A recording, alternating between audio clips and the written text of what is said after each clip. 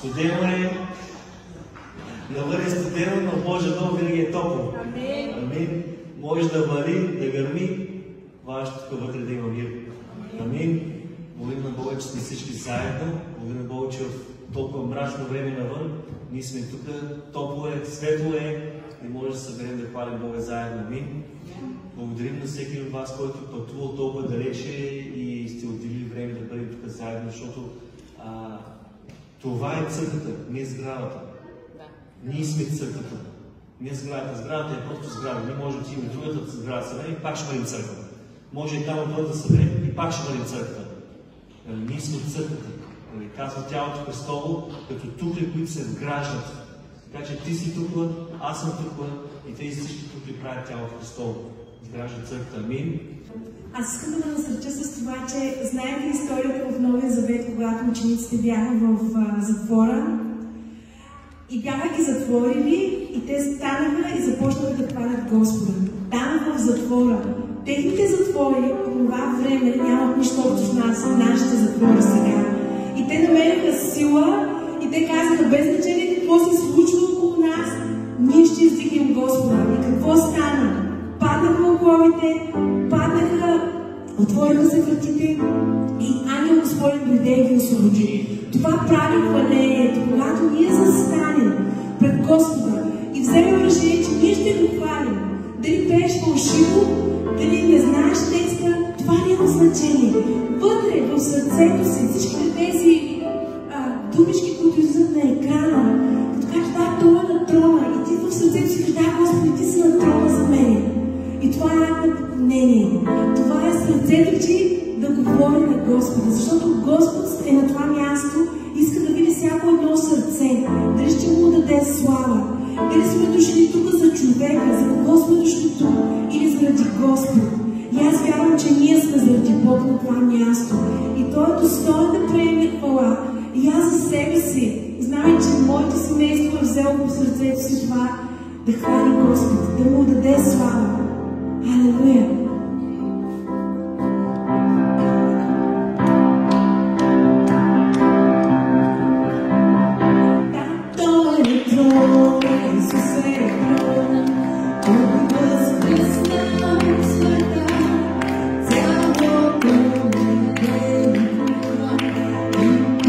Let's go.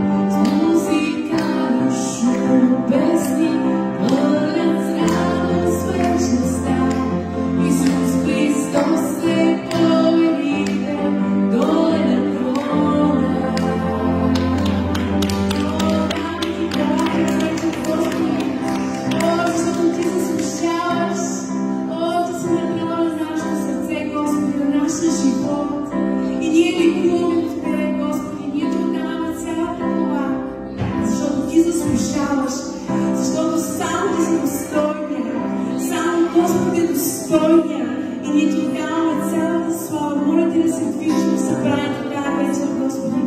Моля Те да ни променяш, моля Те да ни изцеляваш, моля Те да ни докосваш, Господи. Моля Те нито един от нас да не си тръгне същия, Господи. Започни да променяш отвътре навънка, Господи, да ни променяш. О, ние искаме Твоето присъствие, Господи, на това място. Ние търсиме Те, Господи. И цялата земя Ти отдава хвала и ние се присъединяваме към тая хвала, Господи. Защото Ти си достойна, Господи. Алелуя.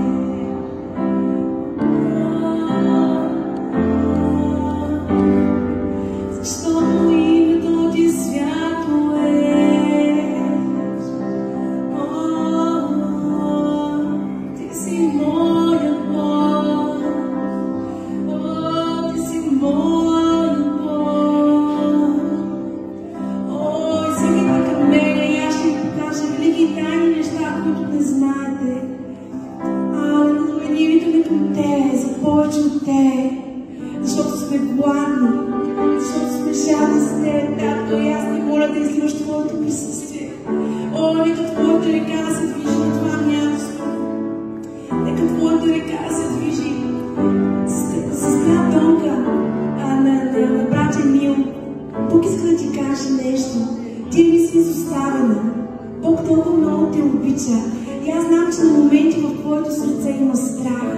И Господ иска да ти каже тази вечер, че Той иска да отнеме всяка една тревога и всяка една сълза от очите ти. И когато плачеш, и когато го търсиш, и когато се молиш, аз знам, че има моменти, когато ти се ставаш пред Господа и плачеш, или имаш някаква трудност и плачеш и се криеш. Хората да не го разберат, да не те видят, да не кажат, че си слаба, да не кажат, че виж сега защо се оплакваш. Господ е с тебе и Господ е видял тия сълзи там, в твоето тайно местенце, там където си била, както Агар, когато бягаше от Сара и се криеше там в пустинята, и Господ е видял. И Господ е видял и каза: спри да плачеш, спри да плачеш. Това ти казва Господ тази вечер за тебе. И аз вярвам, че Господ иска да направи повече и повече път в твоето сърце. Сега, когато хвалим Господа, застани пред Него, затвори си очите или както го усещаш и му кажи: Господи, искам да те познавам повече. Искам да те познавам повече. Алелуя! Алелуя! Отдавам ти цялата слава от Тебе, Господи. Няма друг като Тебе, Господи.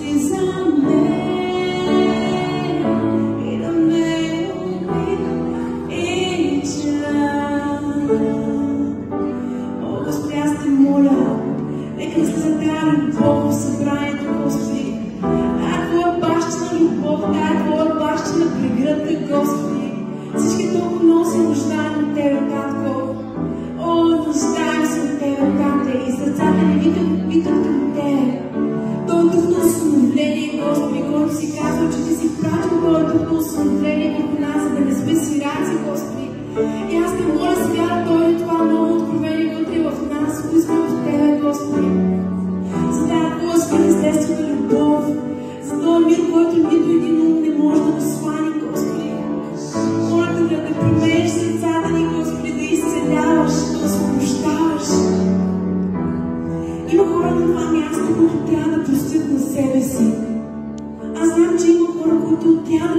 на себе си. Не знам какво се е случило в твоя живот, но ти това винаги те спира, че ти си недостатъчен и че не можеш да се справиш. И ти трябва да простиш на себе си, защото ти си се покаял и Господ е приел. Господ е приел. Господ те е приел. Просто трябва да продължиш напред. Не трябва да позволиш дявола да те спъва постоянно с тази емоция, да слага като сенджир на краката ти. Ти трябва да продължиш напред. Трябва да си простиш.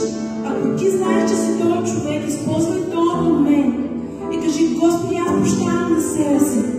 Няма да задържам нищо, прощавам. Помогни ми, Господи, да премина през това нещо. Искам да продължа, защото Господ има много добро за тебе.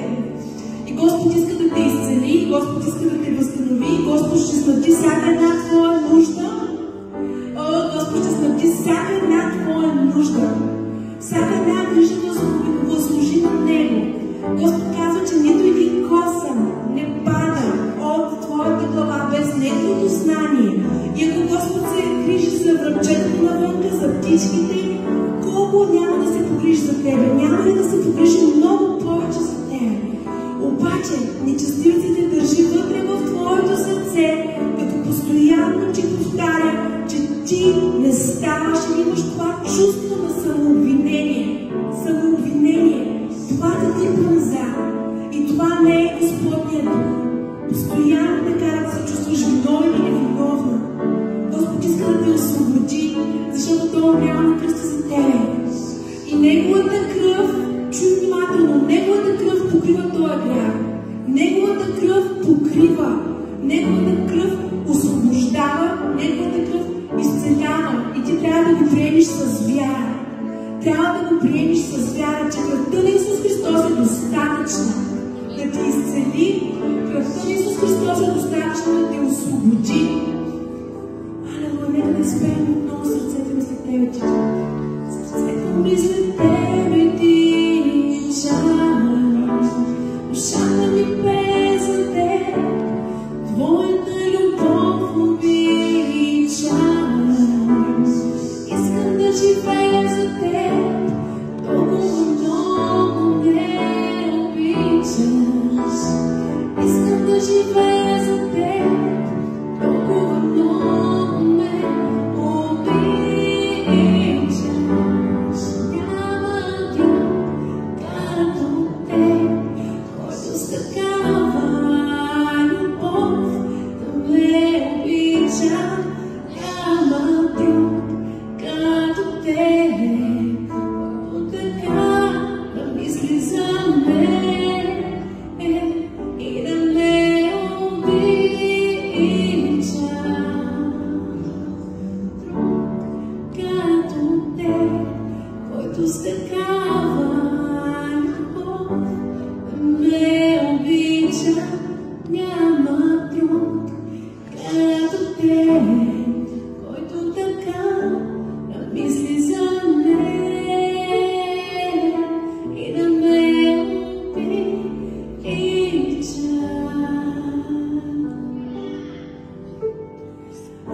Аз вярвам, че на това място има ангели. И тези ангели идват да донесат от Господа. И аз искам да, докато пастора позволи да посвири още малко, да ни води в просто поклонение. И вярвам, че тези ангели са дошли на това място. Знаете защо идват ангелите? Защото има сърца, които викат. Има сърца, които викат към Господа. Сърца, които крещят към Бога. И това е като огън, който идва от човешкото сърце нагоре към небето. И Господ освобождава ангели и казва: там някой се моли, отиди и направи. Ангелите идват за да направят, за да доставят, за да изцелят, да освободят, да насърчат, да притигнат. И аз вярвам, че на това място има ангели. Нека да имаме време на поклонение. Алелуя!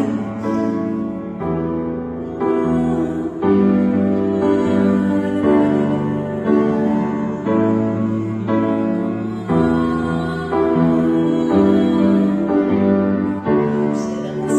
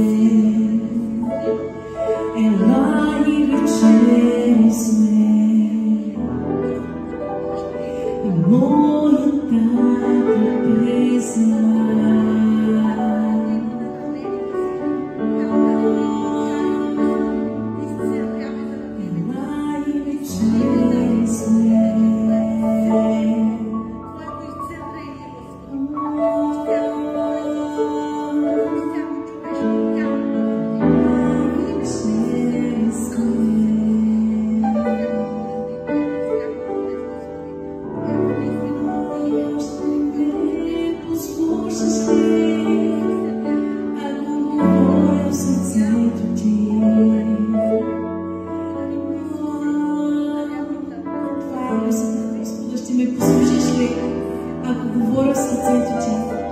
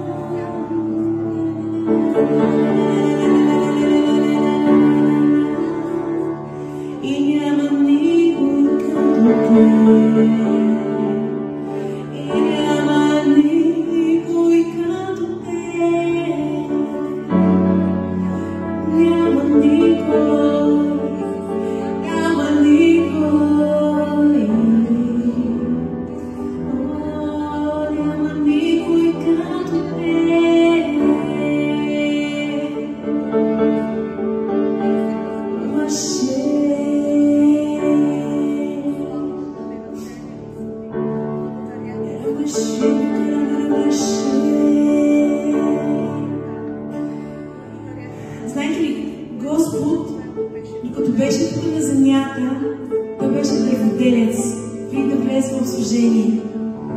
И тия ръце на дърводелец, те знаеха как да правят неща, как да творят, как да вземе едно парче дърво и да издялка, да направи, да даде форма. И аз вярвам, че тази вечер Господ иска да каже на някой, може да много повече. Нима моята ръка не може да го направи.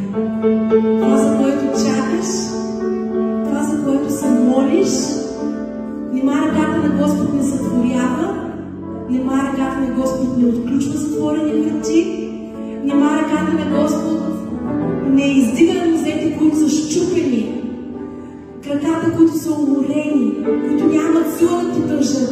Нима ръката на Господ не може да те вдигне, нима ръката на Господ не може да те помилва, не може да избърши сълзите ти. Тая ръка се творява. И Господ иска много повече да му дадеш от твоето сърце. Много повече. И това много повече просто трябва да си отвориш сърцето. Трябва да си го отвориш. Без значение какво се случва, това е избор.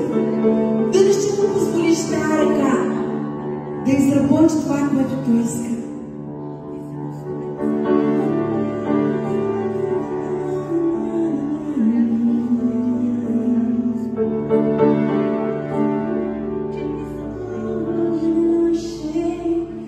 Бог знае цялата болка, през която ти преминаваш. Точно тия ръце бяха проводени.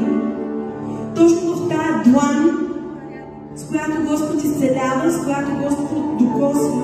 Точно тия ръце там се събучиха пироните. И Той знае какво е болка. Господ знае какво е болка. Но въпреки всичко, Той отиде на кръста. Въпреки всичко, Той каза, аз ще го направя. За Вики, за баба Надя, за всеки един от това място, аз ще го направя. Той видя тебе там. Той видя тебе и Той го направи. Тази ръка, Господната ръка, иска тази вечер да докосва. Не изтървай този момент.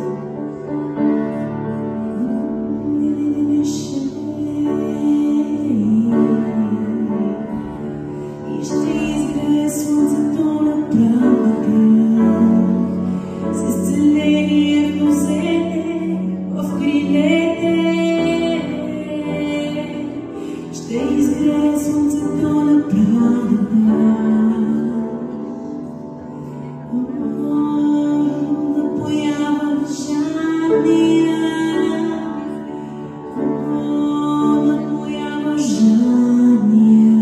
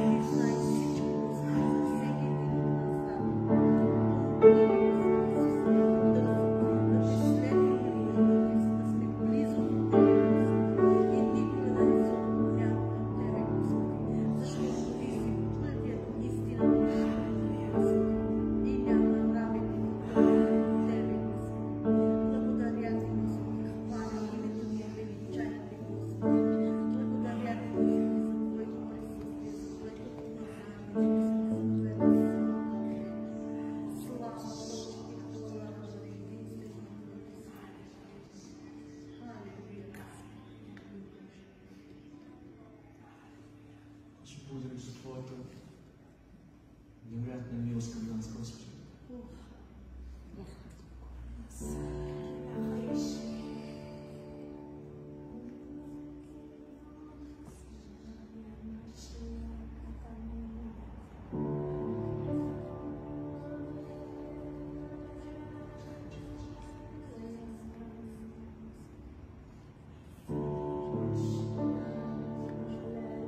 Senhor, é o teu povo que tu estamos a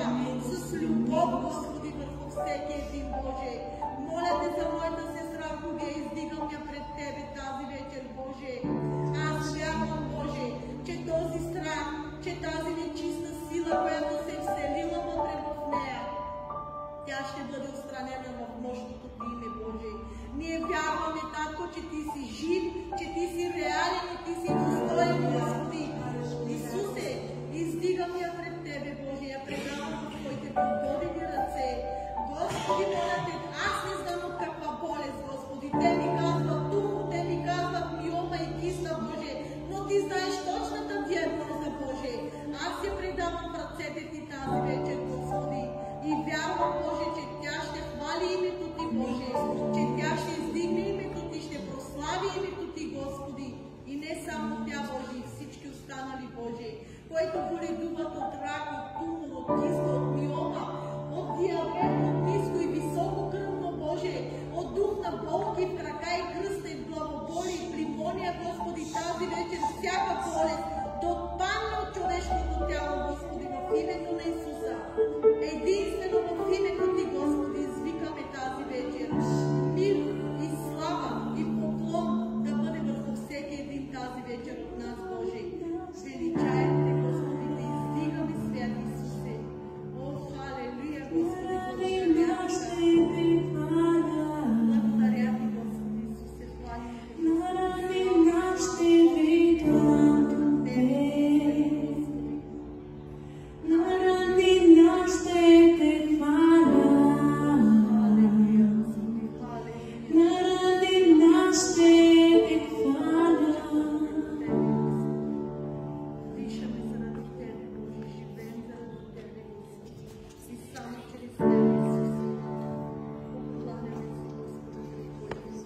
Ще изпеем една песен и докато пеем песен, вика с това зеленото кожничко, вика ще мине с дарението, с дискуса, понеже забравихме кутията, вика ще мине от ред на ред.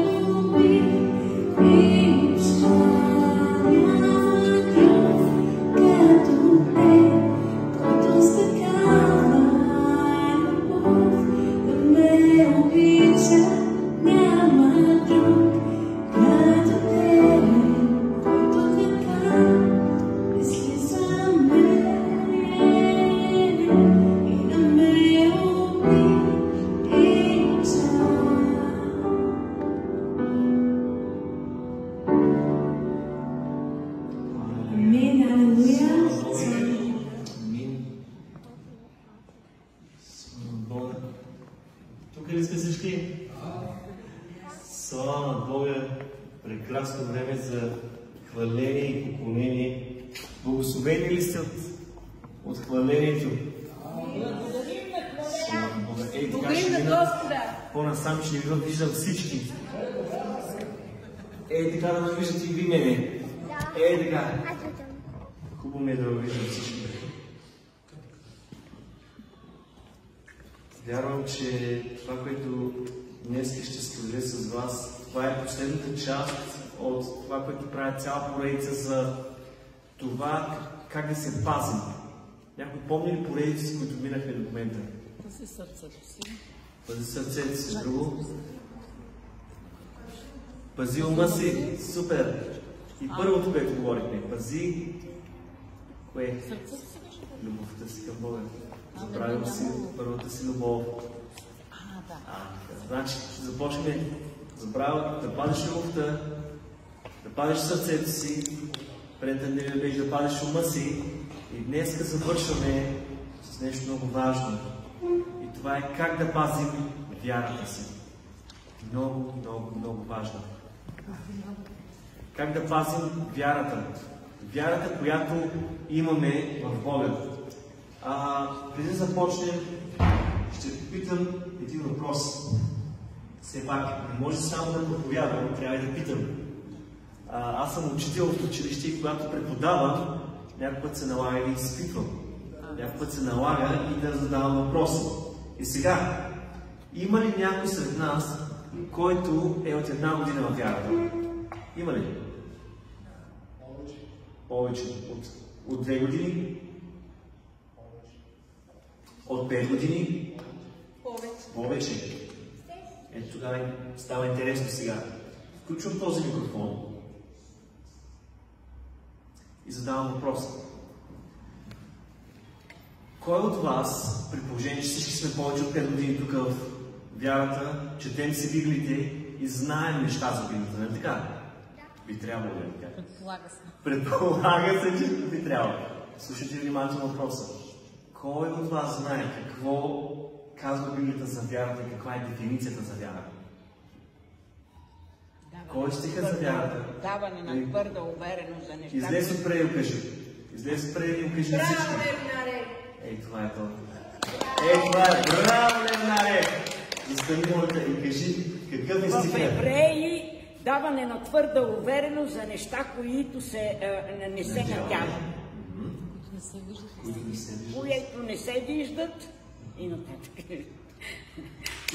Браво, Левнаре! Чудесна!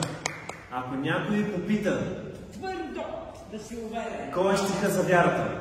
Евреи 11 глава, 1 стих. Евреи 11 глава, 1 стих. Това трябва да го знаете да опутнат на сън. Това, ако не знаем, не знам, голям проблем ли? Ако това не знаем. Това е задължително, всеки християнин не знае. Измъкнахте са ви. Евреи 11 глава, 1 стих. А вярата е даване на твърда увереност за ония неща, които не се виждат. Твърда увереност за ония неща, за които не се виждат. Убеждение за нещата, за които се надяваме. Разбирате ли? Убеждение за ония неща, които не се виждат, но се надяваме и вярваме. И нещата, които искаме от Бога. Ние вярваме, че те са там, въпреки че не ги виждаме. Хванахте ли го това? Ето какво е вярата. Ако някой ден някой попита, Евреи 11 глава 1 стих, отивате там и четете този стих. Ако това не мога да науча язък за всичко. Язък. 11 глава, 1 стих. Да съм да бъдна утре, да трябва да знае този стих на Исус. Ще питам пак. Давам ви жокер, пак ще питам за този стих. Трябва да го знаете. Така. Как пазим вярата си? Айде, втори въпрос. Кой да изберем? Елана са. Кой? Точно ти. Кой? Точно ти. Сестра Виолета. Айде, Виолета. Искам да ми кажеш как пазиш твоята вяра. Застани пред нас всички и ни кажи как пазиш вярата си. Ами, аз с молитва. Така. Не винаги, ама няма много време с Библия чета. Така. Хваление по цял ден, 100%. Добре, И друго. молитва. Постоянна молитва. Молитва, четене И хваление. и хваление. Да. Друго какво правиш? Да пазиш вярата си. Какво да правя? Чистия готвен. Чакай. С готвене да си пазиш вяра. Бая готвене трябва да падне да падаш с вярата. Тези баници. Чистия готвя, сядам си чета понякога, не много, Добре. защото нямам време. Добре, добре. Хваление, молитва. Хваление и молитва. Добре, Да. добре, добре, благодаря ти. Някой друг? Да, не дига ръка. Ние, Люси, излезе да ни кажеш как пазиш твоята вяра.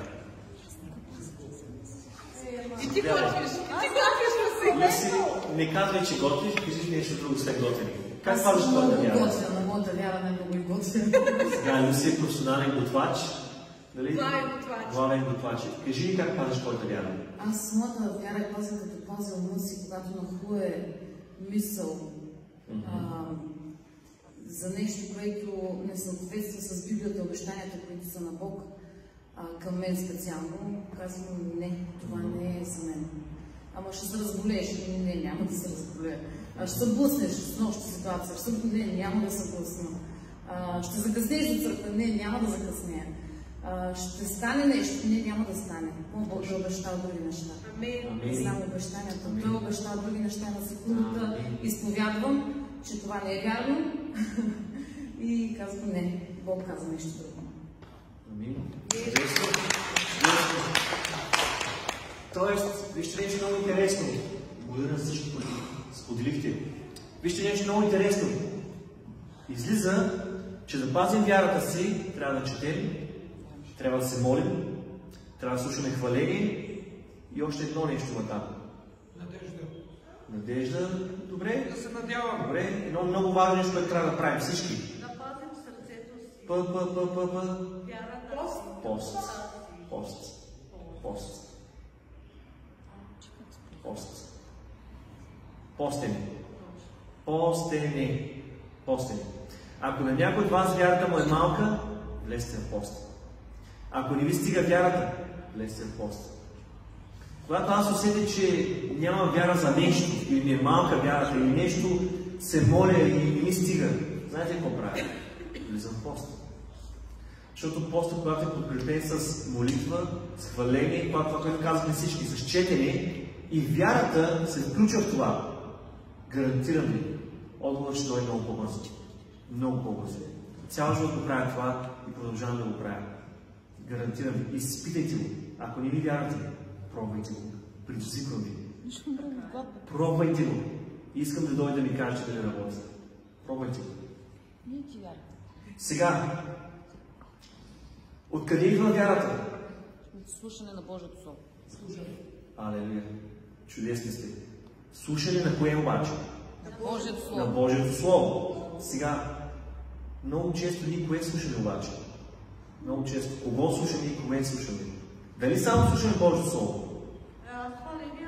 Хваление. Добре. Ето един голям въпрос, който трябва да зададем.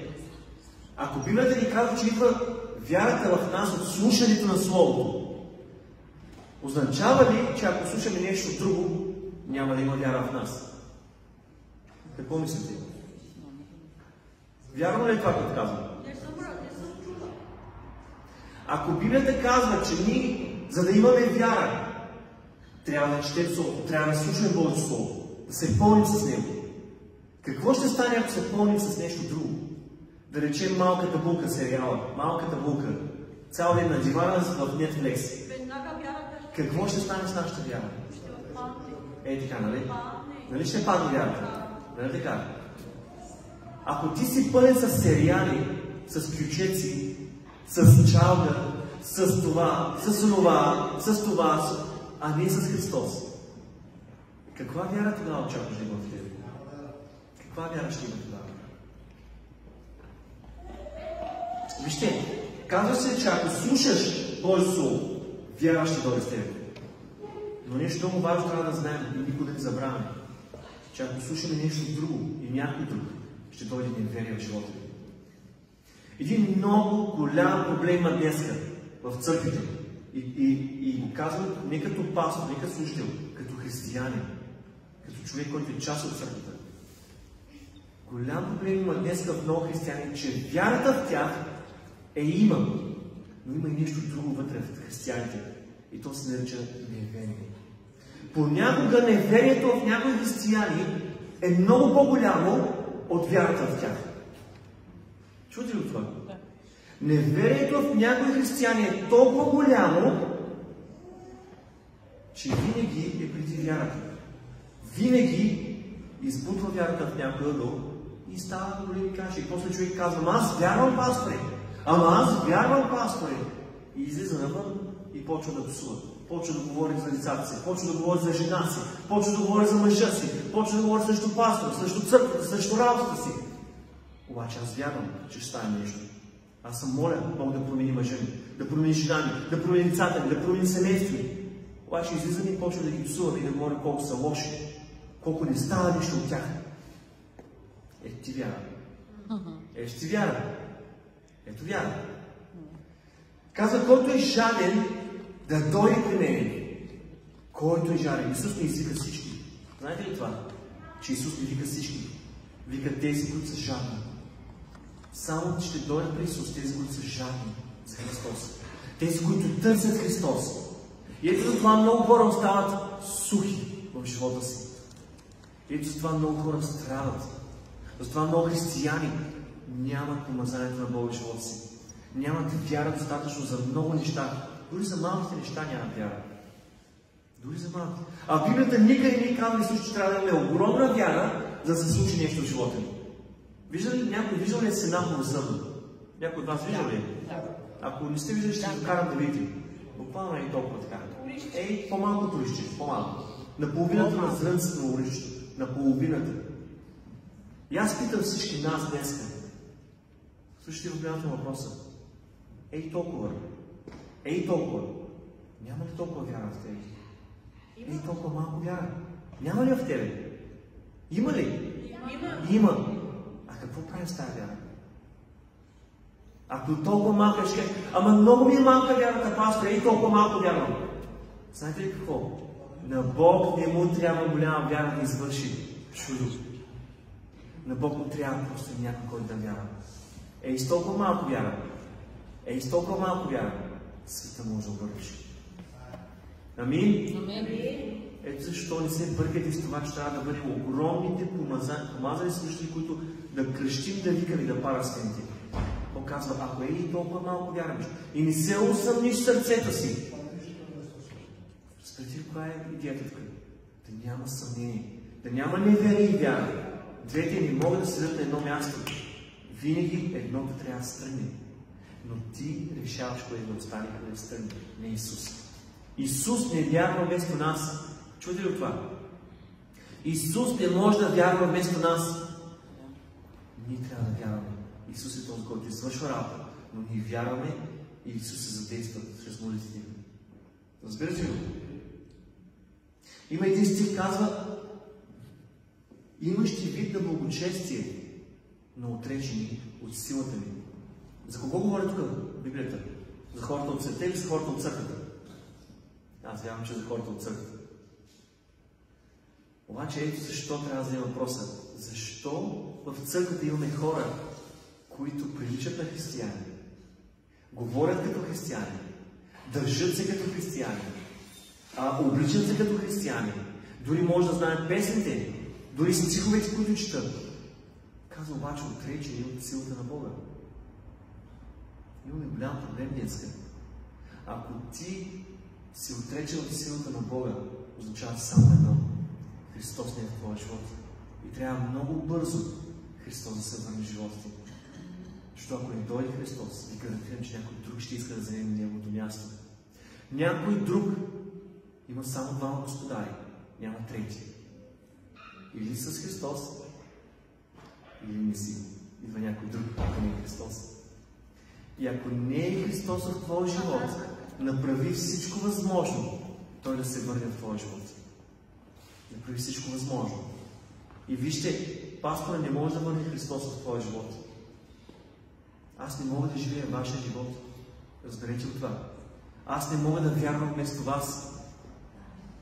Аз не мога да се моля вместо вас. Аз не мога да живея вашия живот. Разберете го. Аз мога да ви науча как да го правите. И това правя в момента. Мога да ви дам пример със себе си, с моя живот, как да го правите. Но решението остава ваше. Когато излезете през тази врата, аз няма да дойда с вас във вашата къща. Няма да дойда седа на масата, където ви седите. Няма съм там, когато говорите на децата си. Няма съм там, когато говорите на жена си. Но Христос ще бъде с вас. Христос ще бъде там. И не забравяйте никога, че Христос вижда всичко. Христос гледа всичко. Пастора не е там, но Бог е там. Бог вижда всичко. Бог вижда всичко. Казва, нека да живеем. Така че пред Бога правим всичко. Не за пред хора. Не заради пастора да живеем. Не заради църквата, а заради Христос. Амин? Амин. Вяра без дела.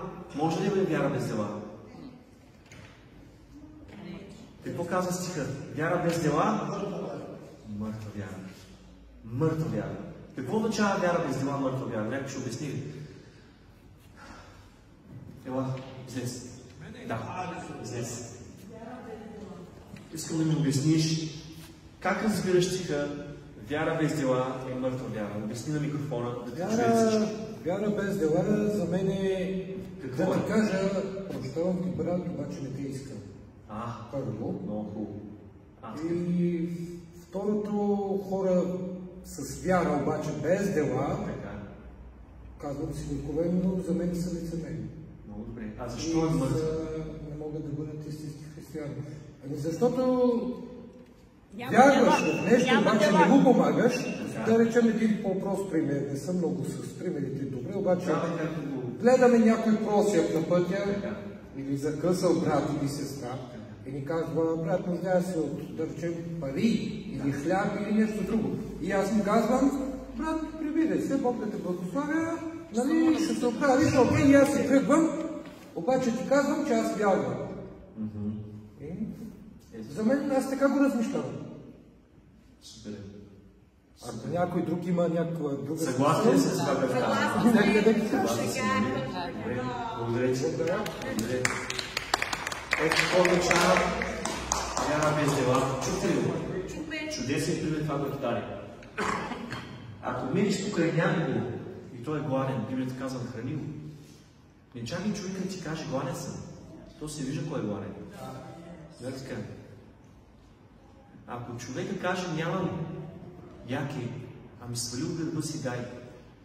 Защото ви гарантирам, че сега ако се приберете в вашия дом и отворите гардероба, нямате едно яки, нямате една риза. И ако някой ти поиска каза хляб, дай му. Дай му.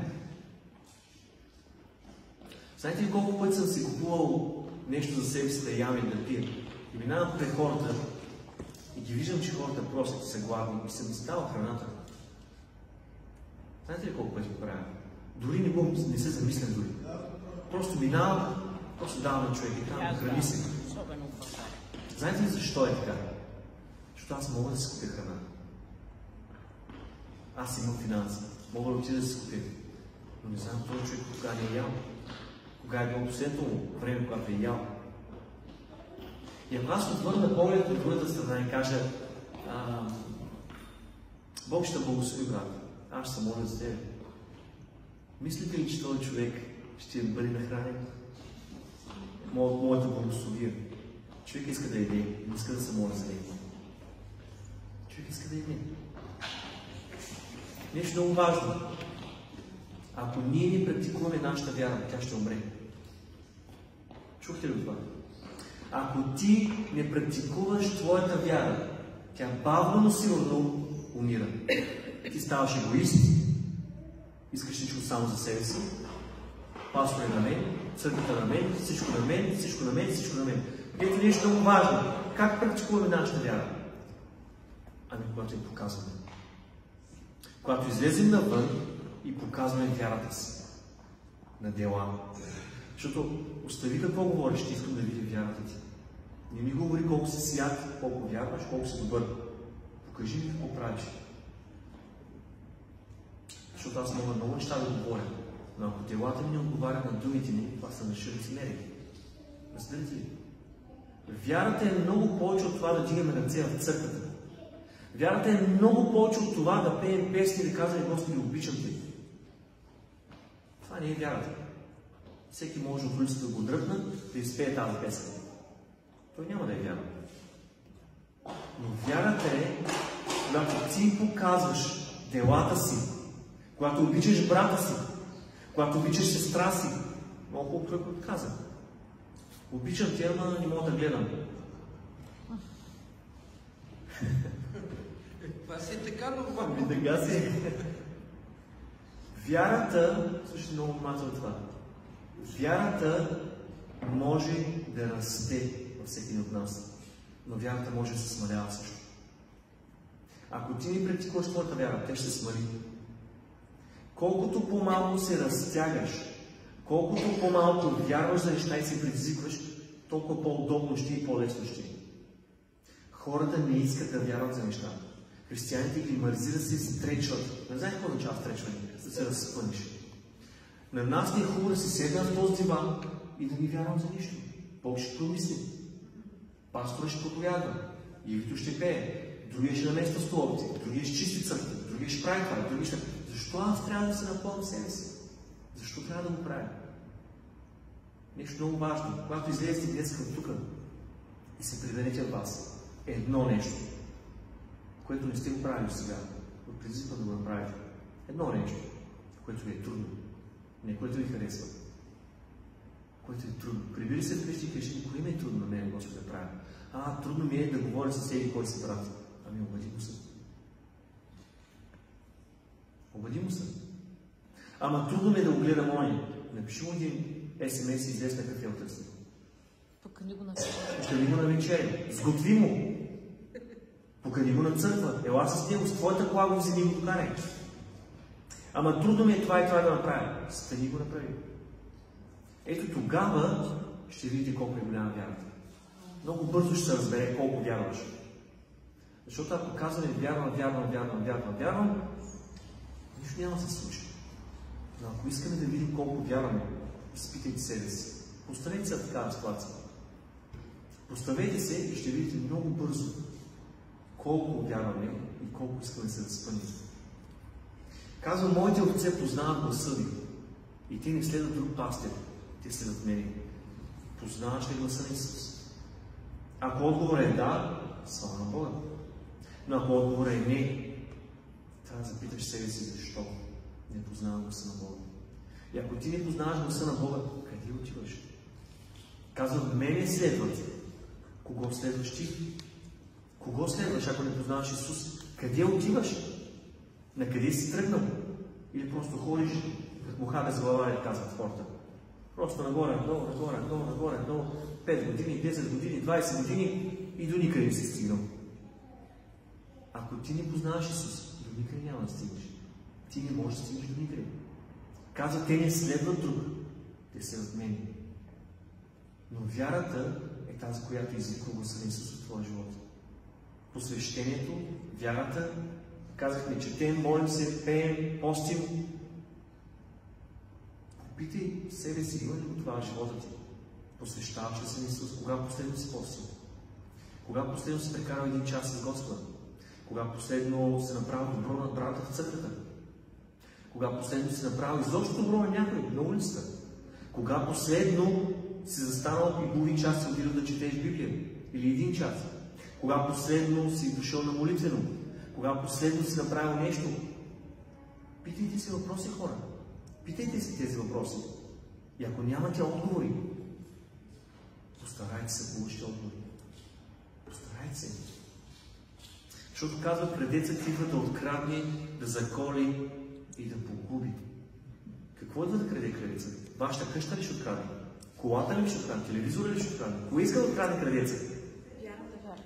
Вярата. Ако крадецът успее да открадне твоята вяра, ти си чао. Край с теб. Ти просто умираш.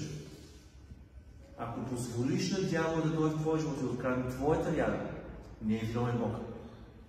Не е виновен пастора ти, не е виновен сестрата, брата, който са тебе. Ти си виновен, защото ти си го пуснал в твоя живот. С твоя начин на живот. С твоя начин. Какво правим? Ох, добре. Кой, дай да бъде. Излез. Боже, кой ще пита? Ето един въпрос. Какво правим, за да пазим домовете си? Заключваме вратите. Защо заключваме вратите си? Да не дойде някой чуж човек, който няма добри намерения към нас. Добре, нали Господ напази? А сега? Нали казваме Бог напази? Бог напази. Защо заключваме, като напази Бог? Бог напази, но ни е дал мъдрост. Да пазим себе си, да заключим ключа, да сложим резетата. Резета има тук. Добре, защо заключваш колата си, когато тръгваш, когато остави на паркинг? Нали вярваш, че Бог те пази? Бог пази колата ти. Защо я заключваш? Защо? Ето тук седи. Ето един въпрос. Защо заключваш колата си, когато държи? Да ни открадне някой. Добре. Нашите коли тук с нас ли са? Не. Къщите ни тук с нас ли са? Не. Къде са? Те са там. Така, защо заключваме? Да не влезе някой чуж човек. Добре, да не влезе чуж човек. Добре, благодаря ти. Искам нещо да хваните много важно. Колите ни не са тук. Къщите ни не са тук. Нашите имоти не са тук. Но ако ние не опазим себе си, ако ние не бъдем мъдри, ако ние не пазим нашето, крадецът ще дойде. Крадецът ще дойде и ще открадне всичко, което намери. Не ми казвайте, Бог ме пази. Аз вярвам, Бог ме пази. Ами остави с къща отключена. Остави с колата отключена, ти види вярата. Айде. Отиди в най-криминални квартал в Шеффилд, отвори прозорците отдолу и остави колата отключена. И ключовете на вратата остави. И кажи, аз вярвам, че никой няма да дойде да вземе това, което е тук. И да видим колко ти е голяма вяра. Дали крадеца няма да дойде? Разбирате ли за какво говорим? Бог пази тези, които пазят себе си. Разбирате ли? Ако първо ти не опазиш себе си, Бог не може да те опази. Ако ти първо не пазиш твоето сърце и тия сети, с които говорим всичките неща, Бог не може да те опази. Ако ти не пазиш ума си, Бог няма да опази ума сам. Защото те те мързи да се молиш и да четеш. Ако ти не пазиш дома си и децата си от дявола, Бог няма да ги пази вместо тебе. Твоята работа е да пазиш. Твоята работа е да се молиш. Твоята работа е да пазиш децата си от дявола, не на Бога. Твоята работа е да вземеш тази Библия и да я четеш, не да я гледаш. И после не ми казвайте, детето ми отива тук, отива там и прави той. Ако ти не си му пример в нищо това, което говорим, не очаквай той да го прави това нещо. Нямаме право да изискваме от тях това, което ние самите не правим. Не е правилно така. Разбирате ли? Не може да говорим децата ни за вяра, за християнство, когато ние сме разпасани върху и правим нищо за Бога. И нищо не се случва. Не може така. Ако ние искаме да се случва нещо в живота ни, първо ние трябва да сме на първата линия. Първо ние. Слушайте един много интересен пример, ще ви прочета. И вярвам, че ще ви стане много ясно за това, което говоря. Матей 25 глава, 1 стих, чета надолу. Искам много внимателно да слушате, с това ще завърша. Матей 25 глава, 1 стих. Сега всеки от нас ще се разпознае тук. Слушайте го много внимателно. Тогава Небесното царство се оприличи на 10 девици. 10 девици, това са моми, които не са женени, които нямат съпрузи. Така, които взеха светилниците си, сега тези девици имат светилници, това е много хубаво. Взеха светилниците си и влязоха и излязоха да посрещнат младоженица. И тук някой не разбира за какво става въпрос, това е църквата. Църквата ще чака младоженица. Светилниците са вашия живот, нашите сърца. Но ето нещо много интересно става. А 5 от тях бяха разумни и 5 неразумни. Какво означава разумни и неразумни? Е това, което говорим. Неразумен в начината на живота. Неразумен в това да си вярваш, че 3 месеца няма да постия да се моля, че той Бог ще ме пази. Неразумен в това да даваш място на дявола в твоя живот с глупости, които правиш. Неразумен в това, което правиш утре и след това да си вярваш, че няма да има последствия. Е, това означава неразумен. Вижте, защото неразумните, като взеха светилниците си, не взеха масло със себе си. Някой знае какво е маслото? Святия Дух. Помазанието, маслото, когато го четете, това е Святия Дух. Тоест, вижте какво казва Библията тук. Че ти може да има светилник. Тоест, ти може да си спасен, покаян, да идваш на църква, да пееш песни, да знаеш това. Но ако Святия Дух не е в твой живот, ако Бог не е в твой живот, в твой светилник, той ще свети ли? Нека задам един въпрос. Виждали ли сте тези стари газови лампи? Да. Някой виждал ли ги? Да. Знаете, има буркан, фитил и долу има газ. Кое прави лампата да свети, да гори? Фитила или гъста? Гъста. Какво ще стане, ако махне гъста, запален само фитила? Какво ще стане? Ще гори. На какво ще стане? Ще изгори. Ще прегори и ще изгасне. Какво ще стане, ако има масло там? Ще гори. Докато има масло. Разбирате ли за какво говоря? Ако нямате помазание и масло в вашия живот, ако няма Святи Дух, ти ще гориш, няма да гориш. Ти ще светиш дори, но много бързо ще прегориш. Много бързо фитила ти ще угасне. И от тебе няма да стане нищо повече. Защото няма масло, защото си празен. Защото си празен. И казва, не взеха масло със себе си. И четат си. Но разумните, заедно с светилниците, взеха масло в съдовете си. Били така, че ние сме тия глинени съдове, които приемаме Святия Дух и Божието Слово. Ако ти си Божия съд, ти трябва да си пълен със Святия Дух. Ти трябва да си пълен с Божието Слово, трябва да си пълен с Христос. И без си. И докато се бавеше младоженица, много хора вярват, че Исус още няма да дойде. Така же е, че няма да свърши този живот. Няма да свърши. И докато се бавеше, всички заспаха. Задрямаха всички. Днеска църквата е горе-долу в това положение. Горе-долу на всяки всички спът. Тук-там някой се събудил, се опитва да прави нещо като нас. Амин. Амин. Амин. И мълчание. Амин. Амин. Дали не спим? Дали не сме заспали? Чакаме младоженица. Чакаме младоженица. Защо заспаха? Защото се занимават твърде много с други неща. Твърде много са изморени от този живот. И лекаха и заспаха. И казва, а посред нощ, когато всички спът, а посред нощ се нададе и каза, ето, младоженецът идва. Кой е младоженецът? Исус ще дойде. Внимавай, Исус да не те намери заспал. Внимавай. И казва, ето един младоженеца, излезте да го посрещнете.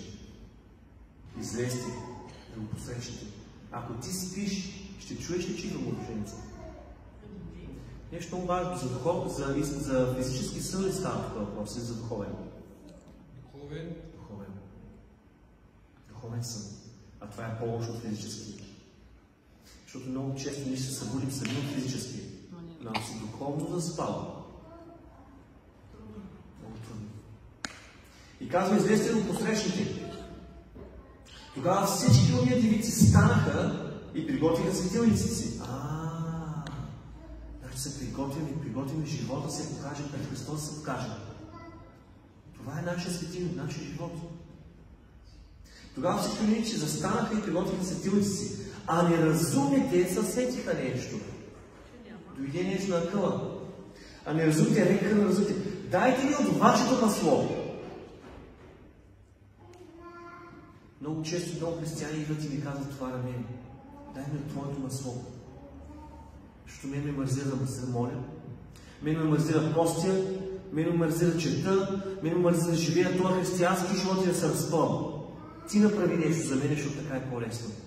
Ти ми проповядвай, ти се моли за мене, ти ми пей песни, ти прави това, ти прави това. Аз съм мързелив. Но не искам да оставам отзади, ще ходя с тебе. Ама носи на гърба си. Ето това казват християните. Знаете ли колко много християни ми казват това? Направи нещо за мен, пастор. Аз ще го направя и го правя. Обаче, като се прибереш вкъщи, пастора, ние с тебе. И това, което ти дам, много бързо ще свърши.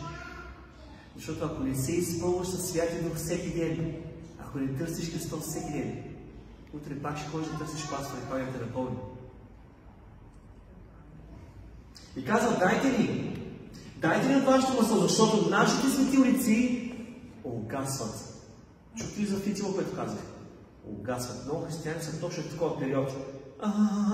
Да угаснем. Още малко трябва и така ще заспиш, че ще дойде Христос, няма да сгореш.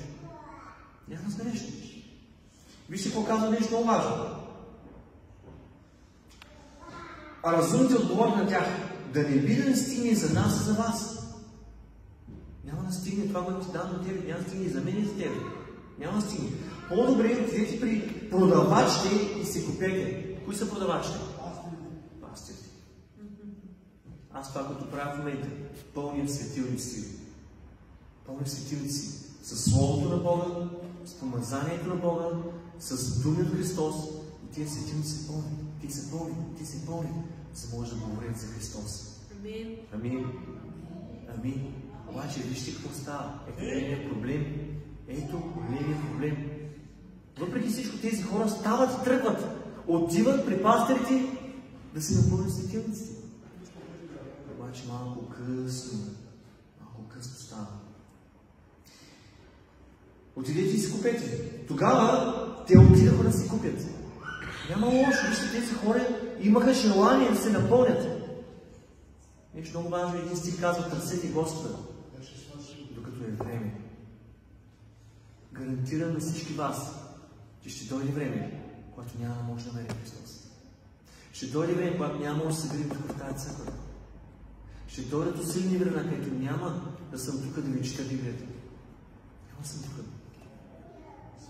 Ще дойде време, когато няма да има време да седнеш да постиш, да се молиш, а ще бягаш за живота си. Ще дойде време, когато църквата ще бъде гонена. Християните ще бъдат гонени.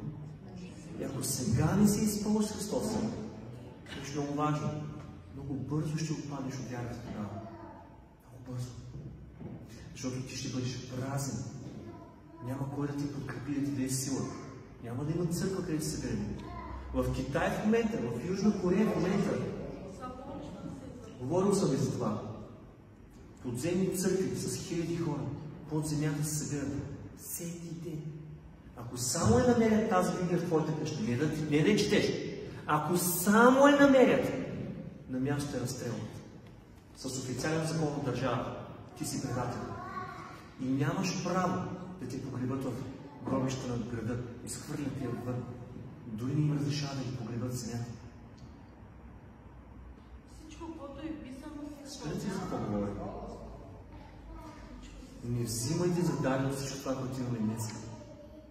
Защото докато ни седим на топло тук и се молим, в Корея, в Китай, хора дават живота си за вярата. Хора умират за Христос заради едната дума Исус, ако изречеш на улицата и ти взимат главата. Хора четат и се молят. Знаете ли, че в Корея има една единствена Библия, която обикаля стотици църкви? Разказвам ли се ли това? Има една Библия, която един пастор е докарал от Америка, скришно, тайно, е скрил разделено на книги, навити на лула и скрити в маратонките му отдолу. После това се връщат, лепят и наново и събират цялата Библия. Тази Библия аз се нося в тази подземна църква с 300 човека. Давам на Люси Библия, така нямаш един ден. За един ден какво четеш? Връщаш я, даваме на другия човек на другия ден. Връщаш я и тази Библия ще дойде при Люси. Евентуално казва след една година. Който се запомня и хората учат на Исус. Нямаш право да преписваш, защото ако да хванеш, преписваш, имаш документи в Библията, в ръпатилата. И ти помниш на Исус цели стихове, Библии, книги. Аз съм виждал лично как пастора се изправи. Цялата книга на Матей, от точка до точка, на Исус, Рус я изкарва. Виждам ли се това нещо? Защо? Защото обичат Христос.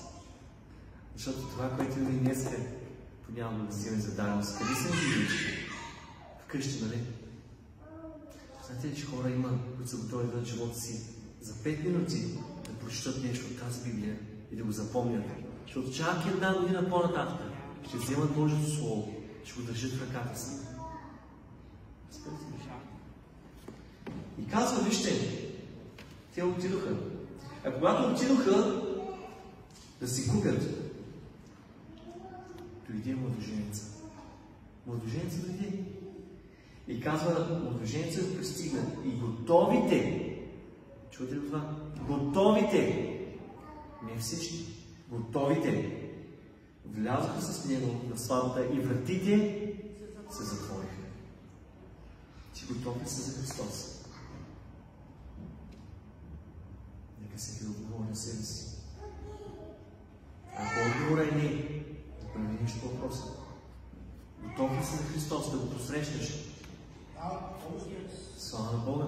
Слава на Бога ще кажем. После дохождат другите девици и казват, Господи, Господи! Пусни ни! Пусни ни! Искаме и ние да влезем. Купихме си масло. Готови сме. Готови, но малко късно готови. Вратите се затвориха. А Бог им отговори. Вижте кой отговаря Господ. Наистина ви казвам. Не ви познавам. Нека никога да не чуем тия думи от нашия Бог. Никога, нито от нас. Нито един от нас да не чуе тия думи от Господа. Махни се от мен, не те познавам. И казва и те, бдете, не спете, бдете. Защото не знаете дни и часа, в който човешкият син ще дойде. От тази история научавам нещо много хубаво, че ако ние не бдим, нашата вяра и така ще стане. ако ние не се молим, един последен стих, който искам да го научите всички. Лука 18 глава, 8 стих. Много важен стих за всеки от нас. Всеки от нас е част от този стих. Обаче, когато дойде човешкия син, когато дойде Исус, когато дойде Бог, ще намери ли вяра на земята? Тоест, ще намери ли вяра в християните, които са днес? Попитай себе си днес, когато се прибереш. Има ли вяра в Него? Христос, ако дойде тази вечер, ще намери ли вяра в моето сърце? Ще намери ли вяра в мене, в моя живот? Аз готов ли съм да посрещна Христос? Нека всички да не си играем на християни, да не се правим на християни, защото това на никой няма да помогне. Никой няма да ти каже: браво, много добър християнин си. Ето ти една награда. Хоп! Никой няма да ти го каже това. Ние не живеем за хората. Чуйте го това добре. Не живеем за църква, не живеем за пастора. Живеем за Христос. Амин, амин! Амин. Боже, моля ти, Господи, да благословиш Словото си. Моля те да благословиш това, което ти говорим и ти карай, Боже, нека да има вяра в сърцата ни. Нека тази вяра да я развиваме и нека тази вяра да расте. Помогни ни, Господи, да те търсим всеки ден. Помогни ни да бдим, а не да сме заспали, Господи. Помогни да бъдем готови всеки ден за Тебе. И ако нещо ни пречи, Господи, премахни от нас. Ако нещо ни е трудно, дай ни сили да устоим. Ако има грехове в живота ни, освободи ни от тях. Ако има трудности в живота ни, премахни ги. Дай ни сили, Господи. Дай ни сили за Тебе, Исус. Дай ни сили да се борим с греха. Дай ни сили да се борим с неверието в живота ни. Дай ни сили да устоим, Господи. И нека цялата слава и цялата почет да бъде за Тебе, Господи. Амин.